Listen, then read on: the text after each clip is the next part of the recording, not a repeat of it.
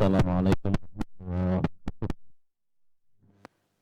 Anak-anakku yang kami cintai, ya dari sekian lama saya sudah kangen sama kamu semua. Karena 2 minggu yang lalu kelas 8 yang ngajak Pak Hakim, saya ini melanjutkan lagi. Tapi sebelum kita memulai, mari kita awali dengan bacaan Hamdalah bil Fatihah. Semoga kita dapat ilmu yang manfaat, barokah. Alaniyah al-Fatihah. Ya amin. Terima kasih anak-anakku yang kami cintai. Anda saat ini kalau saya lihat itu Anda beruntung sekali karena model yang dipakai di TBS adalah model daring virtual. Nah, virtual berarti Anda bisa melihat ustadz kamu. Mungkin anak-anak bisa melihat saya. Dalam kajian agama, kalau melihat ustadz atau kiainya itu pahala. Makanya Anda itu beruntung gitu loh. Model yang dipakai di TBS dengan model virtual. Beda dengan sekolah yang lain. Hanya pakai ya YouTube yang artinya tidak bisa melihat langsung atau mungkin Google Class atau yang lain, itu tidak ada nilai pahalanya. Makanya Anda beruntung sekali bisa melihat wajah-wajah kiai atau ustadz Anda. Saat ini ada sebuah anekdot yang menggelitik pada kami sebetulnya. Kami di rumah diajar ibu atau ayah saya, tapi yang namanya syariah tetap diminta untuk bayar tiap bulannya. Nah, ini sebetulnya adalah kalau saya lihat bisa dipahami dengan baik. Kalau Anda ikut ujian-ujian yang tidak bertanggung jawab, berarti ketika ayah atau ibu Anda membayar syariah, berarti nilai pahalanya tidak dapat. Tapi ketika Anda ujian yang ada di YouTube, ada di WA yang mengkritisi tidak sekolah dengan tatap muka, kok tetap bayar syariah, tapi ketika Anda melihat itu ada suatu nilai sedekah yang dikasihkan ayah atau ibu Anda, berarti nilai pahala akan didapat oleh ayah dan ibu Anda. Makanya ujian-ujian yang di WA atau di YouTube, saya minta kacamata di TBS adalah kacamata infak atau sedekah. Ini bedanya. Anak-anakku yang kami cintai. Dulu ketika saya mengawali, kita menggunakan slogan bahasa Indonesia. Slogan itu ketika Anda belajar bahasa Indonesia, insya Allah bisa. Itu yang kami pakai di slogan untuk ketika kami mengajar Anda semua. Anak-anakku yang kami cintai, kemarin Pak Hakim telah menyampaikan bab 2 tentang slogan, poster, dan iklan. Saya akan menyampaikan materi selanjutnya adalah teks eksposisi. Insya Allah kalau Anda baca materi PPT yang sudah saya sampaikan kemarin ke Pak Muhaimin, sudah di-share Anda semua. Anda kalau anak yang cerdas sudah bisa belajar dulu. Makanya belajar model virtual ini kalau saya itu mengasihkan. Anda bisa di rumah, bisa sambil minum, ngemil jajan boleh. Ya, sehingga kondisi pandemi ini kalau saya lihat harus dipandang dengan kacamata positif. Sehingga Anda itu tidak ada istilah mengeluh atau katakanlah bosan kok setiap pelajaran model daring. Ya, tapi insya Allah kalau Anda sikapi dengan sudut pandang positif, pandemi COVID ini akan bisa menggairahkan Anda tetap belajar dengan maksimal. Oke anak-anakku, kita akan bahas bab 3 adalah teks eksposisi. Nah, mungkin Anda bisa lihat apa sih itu teks eksposisi. Tapi sebelum kami menyampaikan lebih jauh, coba kita akan lihat apa sih KD-nya. Yang pertama, KD-nya adalah mengidentifikasi informasi teks eksposisi berupa artikel ilmiah, populer, dari koran atau majalah. Nah, kalau bicara dengan artikel ilmiah, saya itu senang sekali. Karena saya punya keinginan anak-anak TBS itu bisa menguasai di media, entah itu media cetak maupun media online. Tulisan-tulisan itu menghiasi di media online, di media cetak. Sehingga kalau ada tulisan dimuat di media cetak, misalnya itu koran atau majalah, kok saya tahu Anda tak kasih nilai maksimal, itu bonus. Makanya Anda itu kalau soal menulis di media itu harus seneng gitu loh. Karena ada sebuah bonus dari saya, bahasa Indonesia tak kasih nilai maksimal kalau Anda bisa menunjukkan tulisan Anda dimuat di media.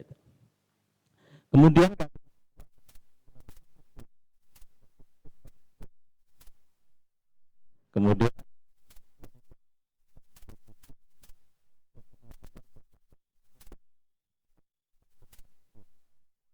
kalau sudah bicara gagap, karena anak TBS kalau belajar dengan saya, target saya itu punya tulisan yang dimuat dengan gagasan atau pendapat yang Anda mungkin akan menghiasi di media-media. Makanya belajar ini sangat tepat sekali.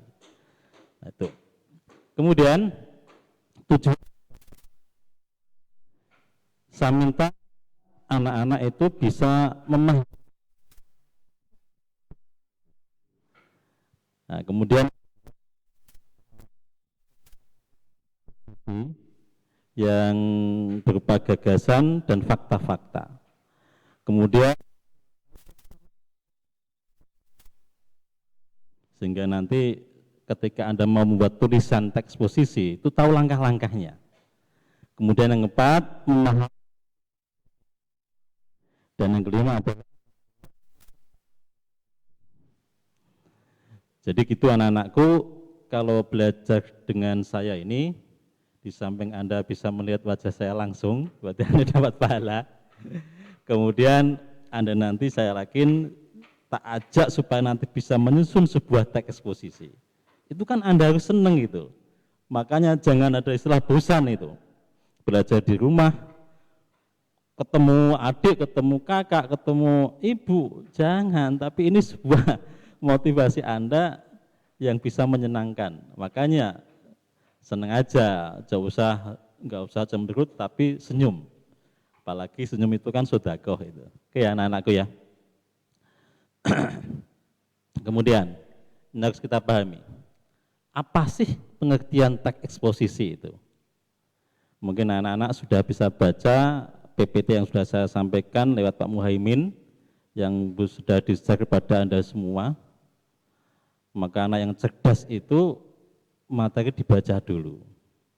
Jangan seperti saya sekolah dulu, kalau belajar itu materi sudah disampaikan oleh kiai atau ustadz baru saya belajar. Tapi di dunia saat ini sudah dunia yang begitu canggih, Anda harus belajar dulu sebelum disampaikan oleh ustadz atau kiai Anda. Itu yang tepat.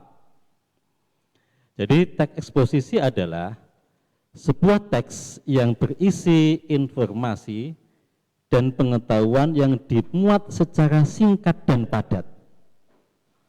Nah, ini definisi yang harus kamu pahami.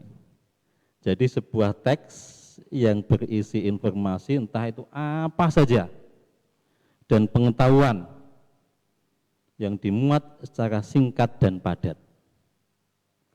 Memang kalau kita bicara singkat dan padat itu ya menyenangkan sebetulnya. Oke. Tujuan teks eksposisi. Tujuannya adalah untuk menjelaskan informasi tertentu agar bisa menambah ilmu pengetahuan pembaca. Sehingga dengan membaca teks ini, maka pembaca akan mendapatkan pengetahuan secara rinci dari suatu hal atau kejadian. Nah, ini kan enak sebetulnya. Makanya anak-anak sekolah itu harus bersenang dan berbangga. Di masa pandemi ini, Ustadz-Ustadz TPS tetap menyampaikan dengan materi yang menyenangkan dan memudahkan. Soal kondisi di rumah atau di pondok, ya tetap harus seneng itu. Oke ya. Bahasa itu. Kemudian teks eksposisi memuat penilaian, dorongan atau ajakan-ajakan tertentu kepada khalayak.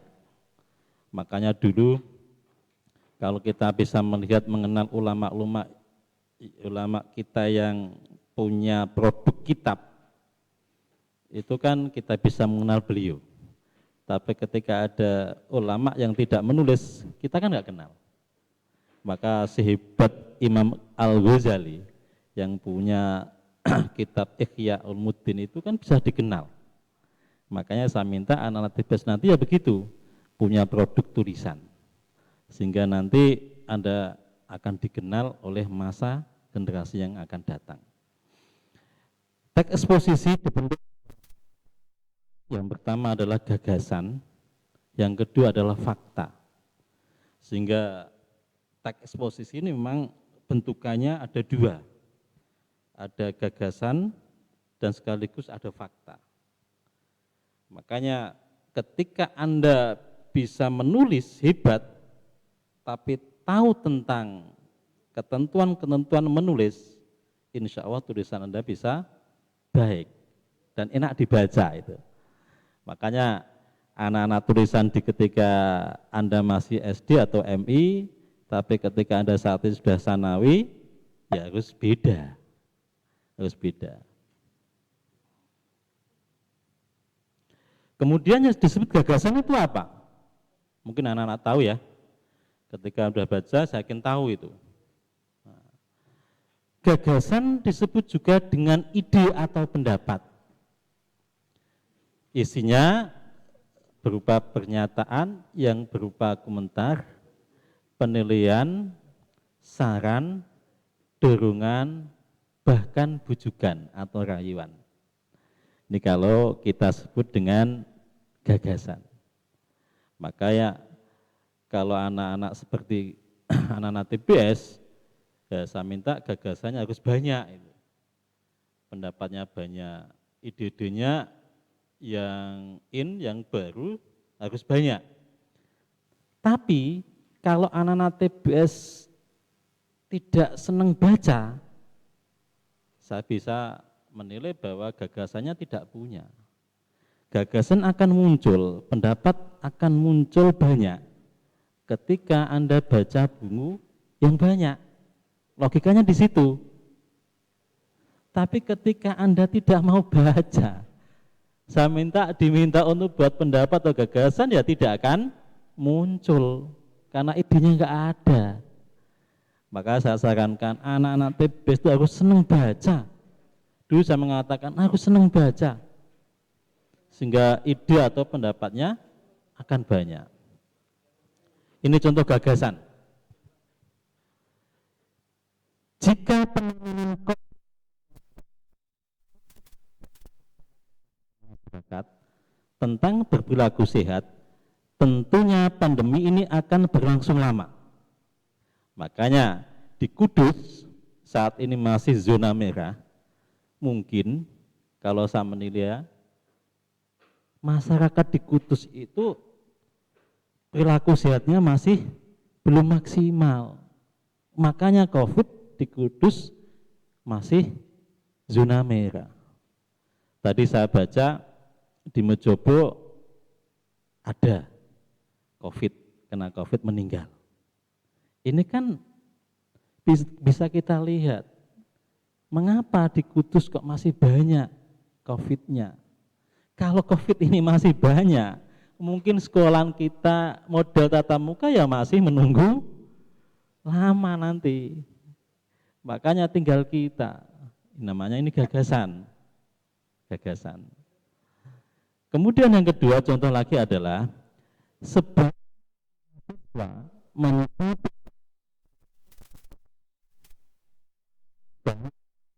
yang mengeluh, banyak yang katakanlah sudah bosan model daring ini, katakanlah sangat jenuh sekali. Mungkin anak-anak melihat adanya pandemi ini tidak dengan kacamata positif, tapi kalau dengan kacamata positif, insya Allah model daring ini tetap menyenangkan itu. Ini dinamakan contoh gagasan. Kemudian yang kedua adalah fakta. Fakta adalah keadaan atau peristiwa yang benar-benar terjadi. Sehingga fakta itu yang sudah terjadi, dinamakan fakta. Tapi kalau belum, dinamakan ide atau gagasan. Fungsi fakta dalam teks eksposisi adalah untuk memperkuat gagasan, untuk meyakinkan khalayak, untuk meyakinkan pembaca. Ini fungsi daripada fakta. Makanya sesuatu kalau dikasih data fakta, ya mungkin akan menambah kuat dan sekaligus menambah keyakinan pembaca. Contoh fakta di sini. Selama pandemi COVID-19, MTSNU TBS Kudus mengadakan pembelajaran model daring. Ini namakan fakta. Memang kan gitu di TBS, mengadakan pembelajaran daring dan virtual lagi. Ini yang untung. Kalau sekolah-sekolah lain mungkin tidak virtual, tapi TBS tetap mengadakan virtual karena aspek positifnya banyak sekali. Contoh